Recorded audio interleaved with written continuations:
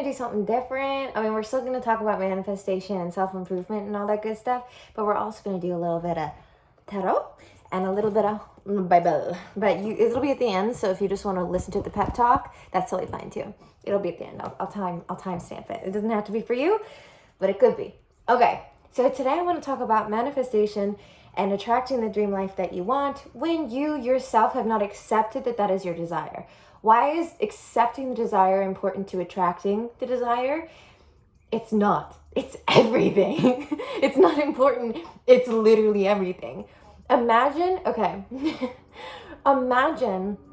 you're in the grocery store and you really want a very specific product. And you go into the grocery store, but you're kind of like, you're fine if you don't get it. Like, you're, and that's cool too. Like, I don't have to get it, but you really want it. And you really, really want it. And because of your apprehension and your indecision, you're kind of lollygagging around the store and you're just like, I don't know if I want it or not. And then you finally get to the aisle and you're like, you know what? I'll just see if it's there, maybe, I don't know. And then you get there and somebody's reaching for the last one and they take it. Your indecision and your lollygagging caused an imbalance in the universe, and now you're going to get that thing later because somebody took the last one. That doesn't mean they can't restock it. Okay, the universe is abundant. Let's not forget that. You did not lose out. You just now lost out temporarily when you could have had the manifestation earlier. And that's the difference between people who are manifesting from a place of acceptance and people who are manifesting from a place of indifference, indecision. If you don't accept your burning desire, I just kept thinking about Lana Del Rey song. If you don't accept your burning desire, somebody else is going to accept before you. And then they're going to get the manifestation first. And then you're going to look at it and be like, well, why didn't I get it? Why didn't I get that first? I'm like, honey, number one, the universe is not a competition. Number two, you're then going to reinforce some limiting beliefs you have because you witnessed somebody else experience a manifestation that you thought you had accepted, but you really didn't. You really didn't accept that manifestation, and that's on you. And then you're going to experience insecurity, jealousy, envy, and it's going to keep pushing the manifestation backwards. And that's not what you want. That's not what you want. You want your manifestation. But if you do not accept your manifestation, then what is going to happen? Probably nothing. Or this is like one of those cases where somebody really, really wants something and then they self-sabotage it when they get it, or they have imposter syndrome when they get it, so that they can't even enjoy the manifestation that they had and they're already working on the next one. They're already working on the next thing. They're already working on the next manifestation. And it's like, that is not how you live an abundant life. It's just not. It's just not.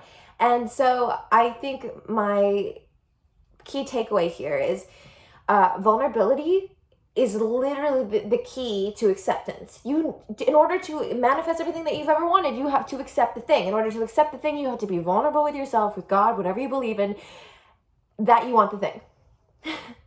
I don't know what it has to be, but I'll give you an example.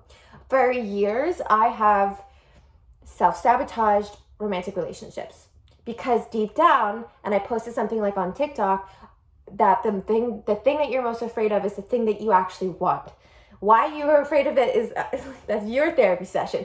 But for me, it's like, I really wanted a boyfriend. I really wanted a commitment. I really wanted a future with somebody.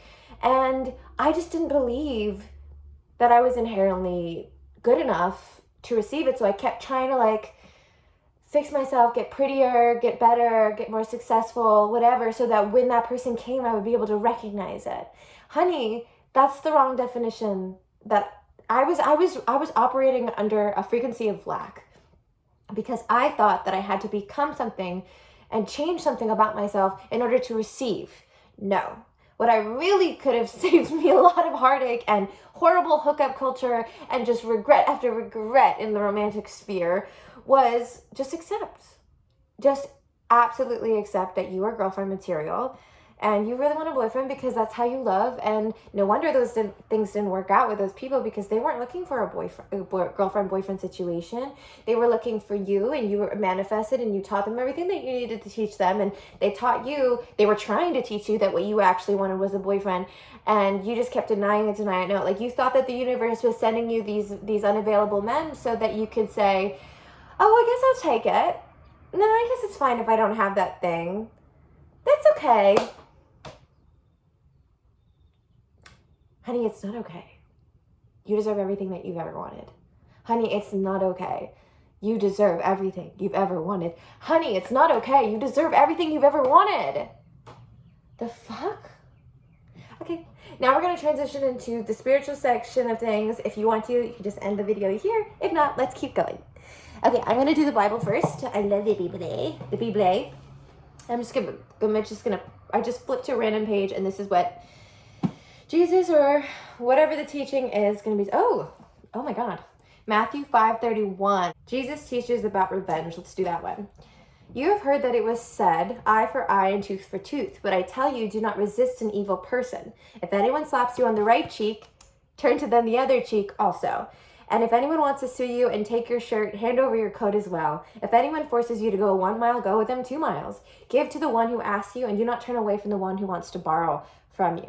I think this is pertinent into what we're talking about, because it's again that lack mentality. Like the teachings of Jesus in that specific section was talking about, like, you think that if you say no to something, then nothing else is going to come around. Like if you say no to these unavailable men, then you're not going to get an unavailable man, or like your chance isn't going to come.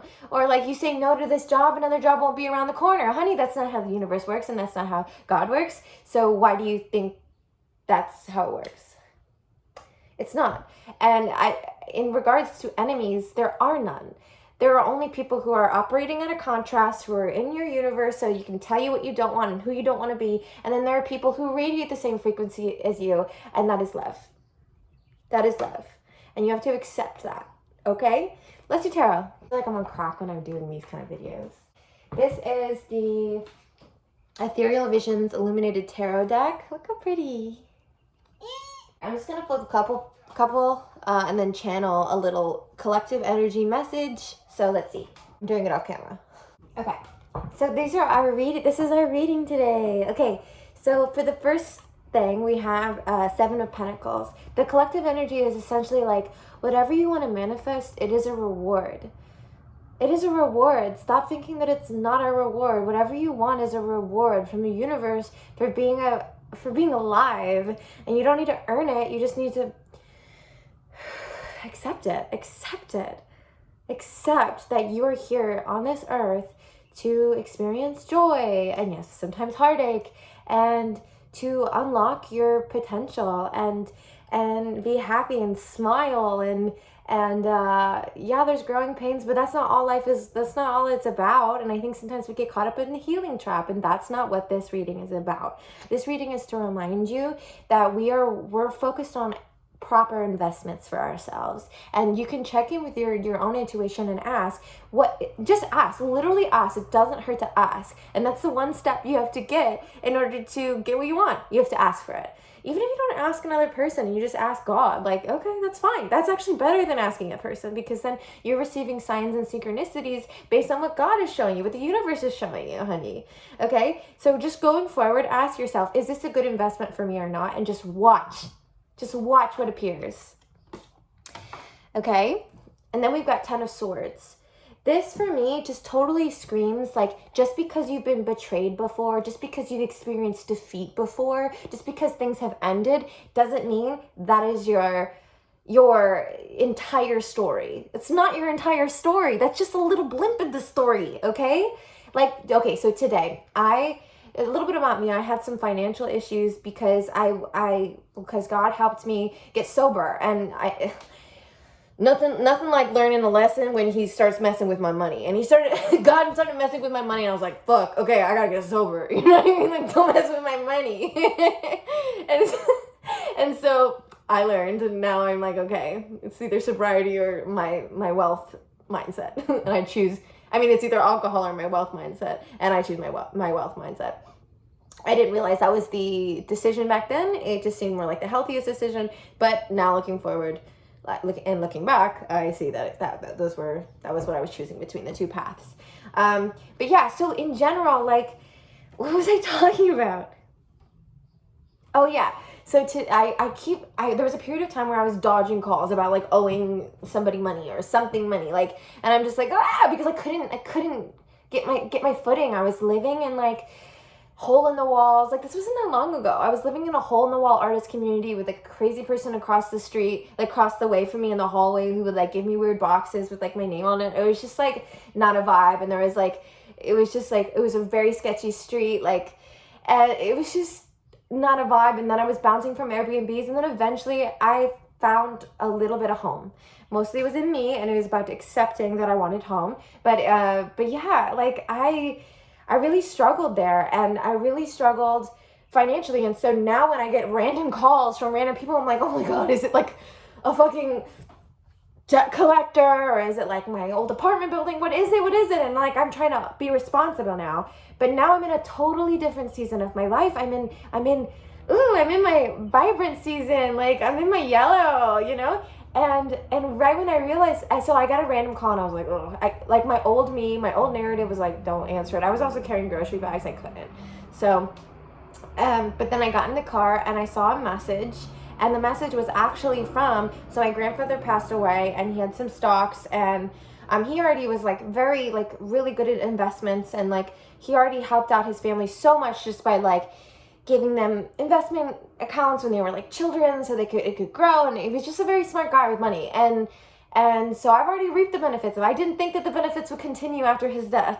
Like, and I got a call from his like financial guy, and he was saying, well, we're going to sell some stocks that he had, but I didn't realize we had. And I was like, my old narrative was to be like, it's somebody wanting money. That random call. But the new narrative, the new energy, and it's funny, I remember literally getting into my car being like, maybe good things are coming after all. And this is before I even heard the message. I just switched my narrative. I was like, maybe good things are coming after all. You know, I could afford groceries. I bought whatever I wanted.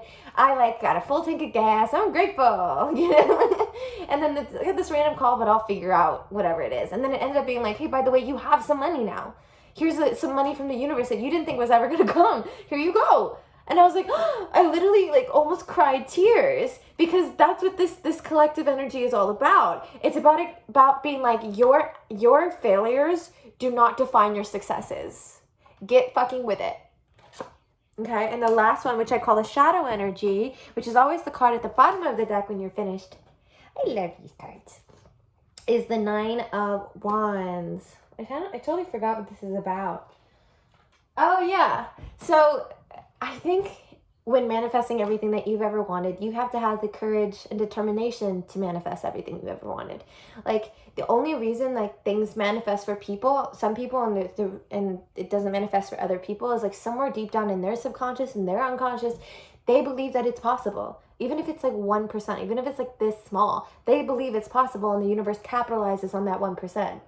But if you are like leading with your insecurities and trying to make your insecurities work for you instead of working for your insecurities, working at your insecurities, so that you can so that 1% can grow to 2 to 3 to 4 to 5, then that's gonna get you into more trouble. You need to lead with courage. You need to lead with conviction and a hope, and that things can and will get better. And sometimes it's not even about better. Sometimes it's about the best. Like, I tell my girlfriends all the time, like, you don't deserve better. You deserve the best.